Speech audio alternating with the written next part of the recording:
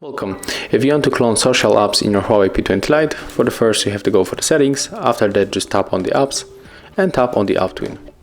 And right now we are able to clone the Facebook, so just tap on the switcher. And right now we can check if it's working. So here we got the second application and there's the first, so we can open both of them.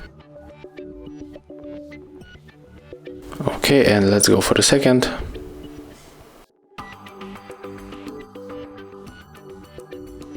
As you can see, both of them works.